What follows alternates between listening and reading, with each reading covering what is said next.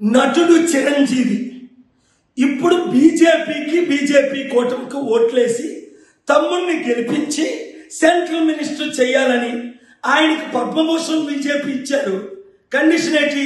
BJP కూటమికి తిరిగి ఓట్లు వేయించడానికి. బీజేపీ స్పెషల్ స్టేటస్ ఇచ్చిందా? స్పెషల్ ప్యాకేజ్ ఇచ్చారా? స్మార్ట్ సిటీలు కట్టారా? పోలవరం కట్టారా? రైల్వే జోన్ ఇచ్చారా? 10లో 15 లక్షలు ఇచ్చారా? నిరుద్యోగులకు ఉద్యోగాలు ఇచ్చారా? 100లో 1 చేశారా?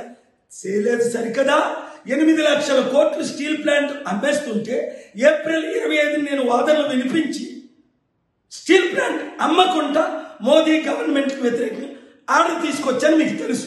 అందుకనే విశాఖపట్నం ప్రజలందరూ అరే ఇలాంటి సత్తా ఉన్న మన నాయకుడు, బడుగు బహుజనుల నాయకుడు కేఏ పాల్ని ఎంపీగా గెలిపిద్దాం, కొండ గుర్తుకే ఓటేద్దాం అని నిర్ణయం తీసుకున్నాను. మీకు ప్యాకేజ్ స్టార్లు కావాలా? కేఏ పాల్ కావాలా? చిత్తుగా పవన్ కళ్యాణ్ పిఠాపురంలో ఓడించండి. మీరు ఎవరికైనా ఓటేయండి. ఎవరో ఒక చెప్పులు కుట్టేమని అబ్రహాం లింకన్ లాంటి క్యాండిడేట్గా ఉన్నారు, ఓట్లేయండి. వీళ్ళకి బుద్ధి చెప్పండి. బహుజనులందరూ ఏకం కండి, రాష్ట్రాన్ని రక్షించండి, దేశాన్ని రక్షించండి.